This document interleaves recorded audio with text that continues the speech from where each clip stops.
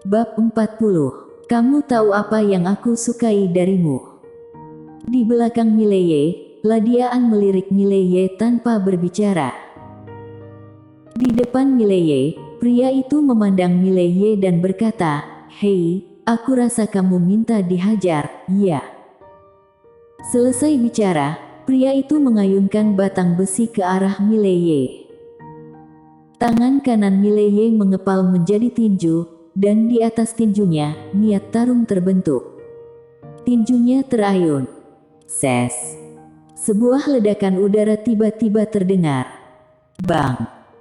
Disertai dengan suara ledakan, pria itu mundur beberapa kaki dengan tongkatnya, batang besi hitam pekatnya bergetar hebat. Mileye juga mundur beberapa kaki, tangan kanannya sedikit gemetar. Di seberang Mileye, pria itu melirik batang besinya, lalu menatap Mileye. "Lumayan juga kamu." Selesai bicara, dia melemparkan batang besinya ke Mileye. Ses. Suara angin pecah yang tajam terdengar.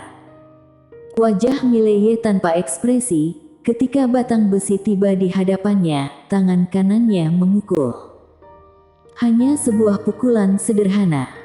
Tinju runtuh. Satu tinju itu bisa memecahkan emas dan batu. Bang! Batang besi bergetar hebat dan terbang terbalik, tetapi pada saat ini, sesosok tubuh tiba-tiba muncul di depan Mileye, dan dalam sekejap, cahaya dingin mengenai tenggorokan Mileye. Bahaya! Mata Mileye sedikit menyipit, ini adalah perasaan pertamanya. Dia tidak berani menyembunyikan lagi, tangan kanannya memutar dengan lembut. Mum. Suara desingan pedang terdengar di lokasi, dalam sekejap. Boom. Sesosok bayangan langsung terlempar ke belakang sejauh 10 kaki. Sosok itu adalah pria itu. Setelah pria itu berhenti, dia menatap Mileye dengan heran. "Kultivator pedang, ternyata kamu kultivator pedang." Mileye melirik pria itu. "Apakah masih mau lanjut?" Pria itu tersenyum. "Lanjut, tentu saja lanjut. Siapa yang pernah aku takuti seumur hidupku? Aku."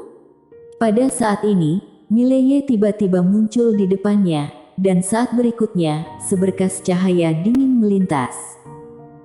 Wajah pria bernama Benetmo itu berubah drastis. "Kamu ini main mulai saja tanpa mengucapkan sepatah kata pun."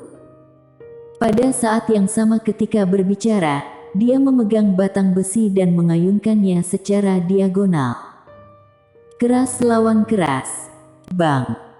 Suara besi bentrok terdengar, dalam sekejap, Benetmo terhempas mundur hingga puluhan kaki.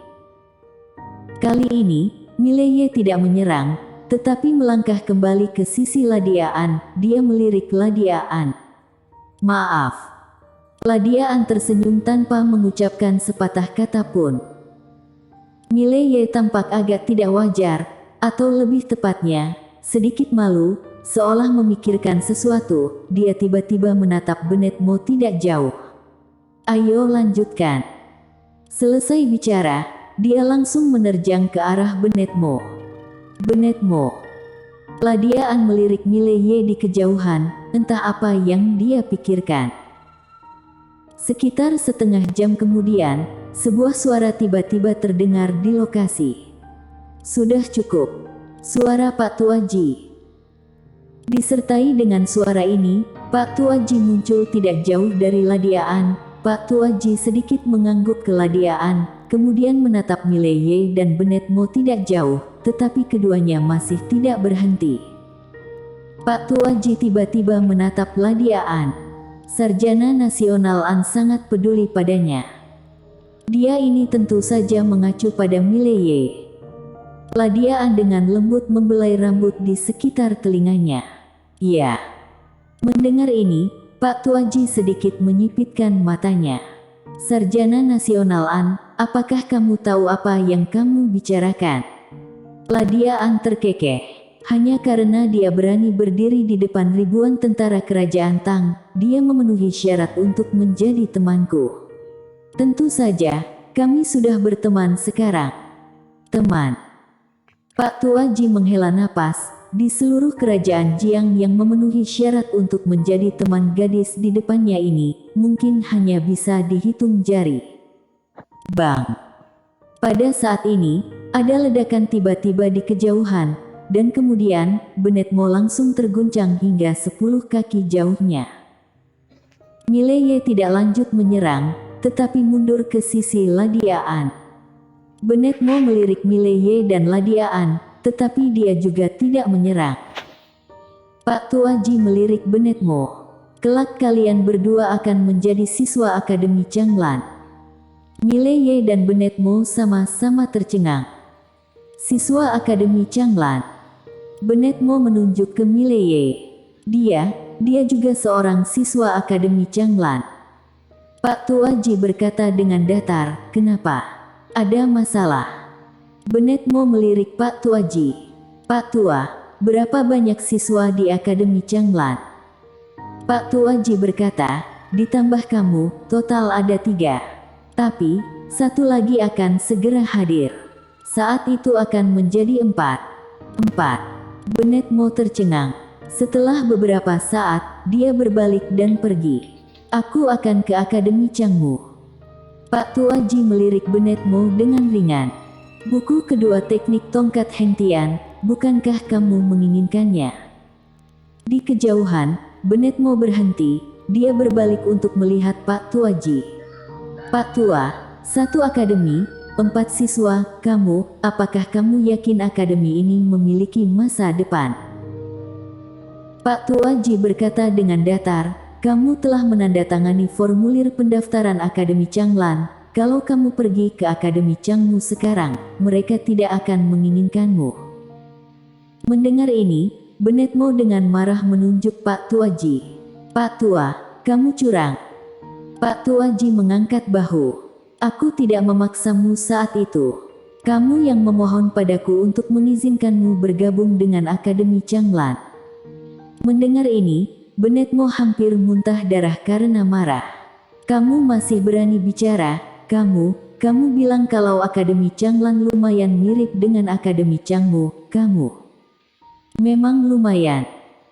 Pak Tuaji berkata, "Sama-sama di ibu kota kerajaan, sama-sama di akademi, ada masalah." Bennett Mo hampir mati karena marah. "Sialan, ini yang namanya mirip. Ini namanya beda antara langit dan bumi. Kalau bukan karena tidak bisa mengalahkan orang tua ini, dia mungkin sudah akan bertindak." Pada saat ini, jari Pak Tuaji menunjuk, sebuah gulungan hitam jatuh di depan Bennett Mo.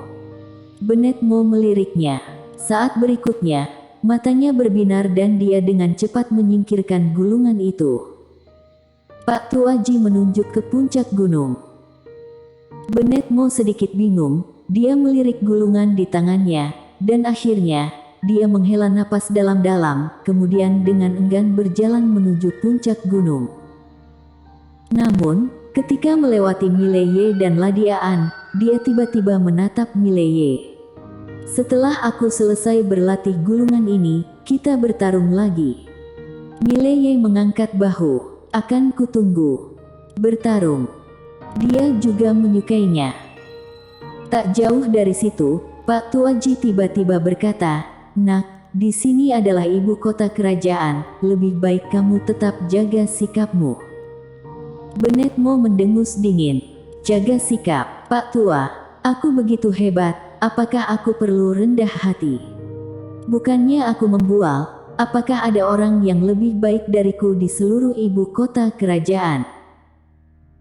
Sambil bicara, dia menyipitkan mata ke langit dan berkata dengan arogan, "Bukankah bakat nomor 1 kerajaan Jiang kita adalah Ladiaan?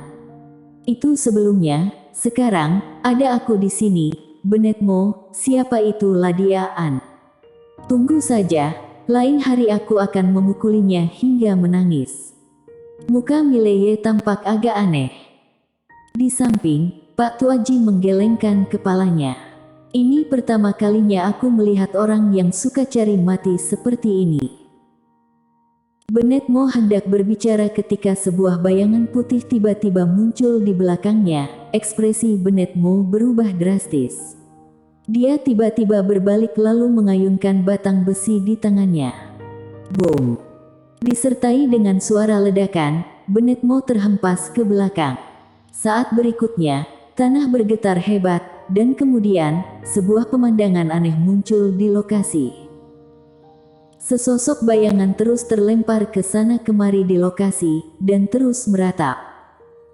Dengan cara seperti ini, setelah 1/4 jam penuh, sosok itu barulah berhenti. Sosok ini adalah Bennett Mo. Pada saat ini, Bennett Mo terbaring lemas di tanah, seluruh wajahnya membengkak.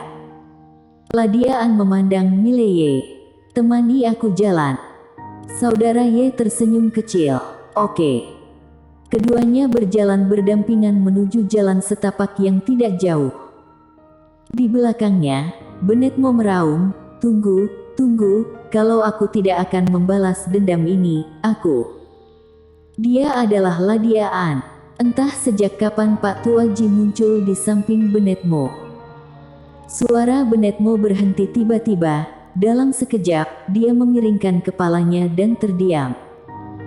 Pak Tua Ji menendang Bennett Mo. "Jangan berpura-pura mati. Bangun dan lanjutkan teriak, siapa itu Ladia An. Pukul dia sampai menangis." Bennett Mo tidak bergerak.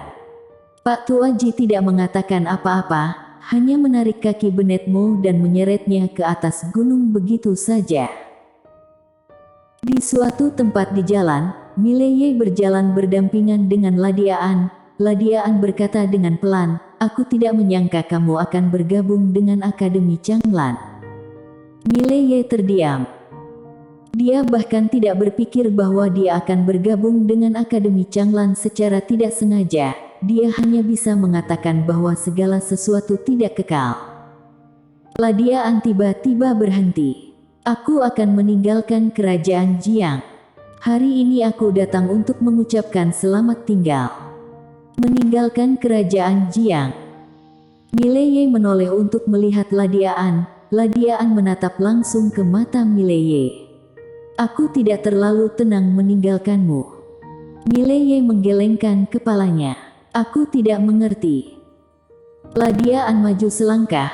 Pada saat ini, dia sangat dekat dengan Mileye. Mileye bahkan dapat dengan jelas mencium wangi samar dari Ladia An. Ladia An memandang Mileye secara langsung. "Semua orang meremehkanmu. Bahkan, aku juga mungkin meremehkanmu. Aku tidak tahu petualangan apa yang kamu miliki.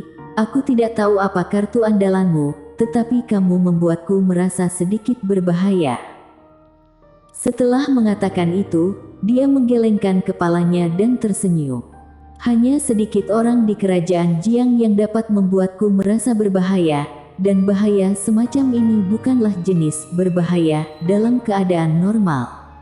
Mileye terdiam. Ladia An terus berjalan maju, Mileye mengikuti perlahan.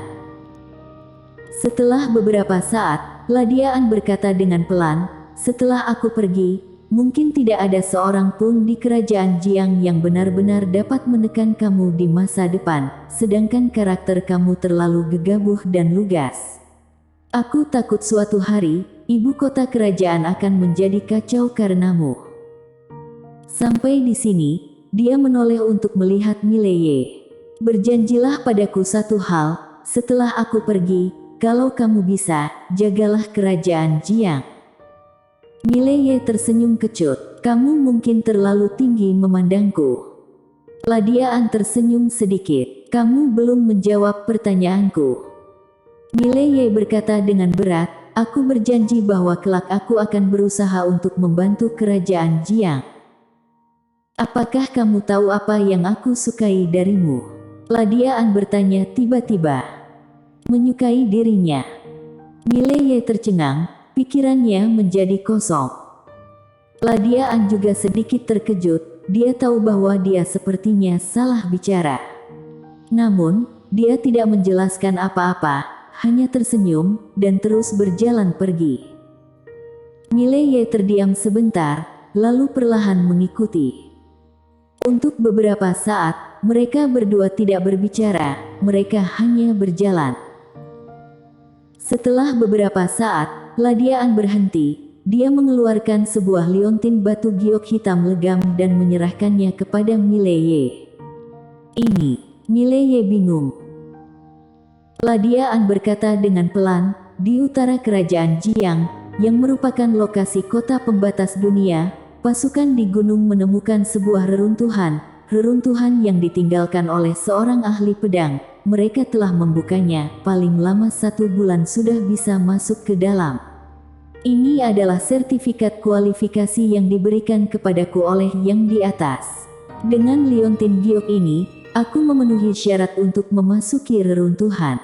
Bagiku, memasuki reruntuhan itu tidak memiliki arti khusus. Kamu seorang kultivator pedang, seharusnya ada gunanya sedikit. Selain itu, tempatnya terletak di daerah vulkanik, mungkin ada benda panas di bawah tanah.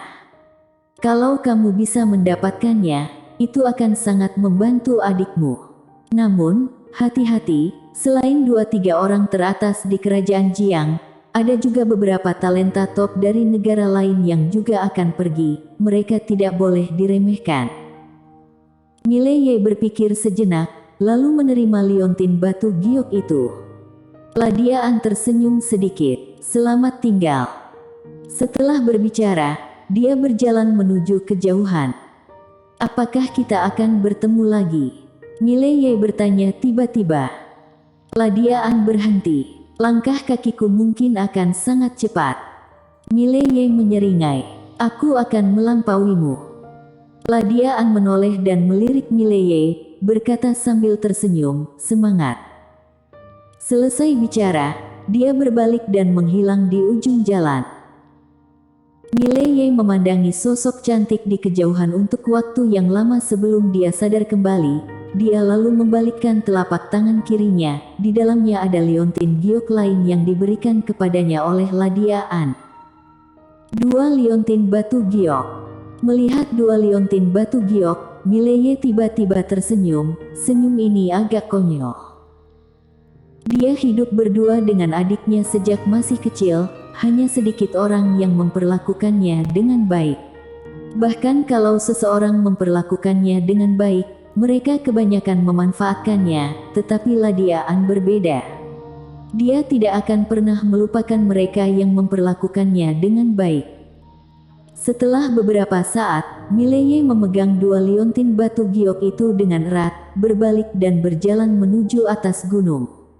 Dia masih terus tersenyum dengan konyol. Bersambung.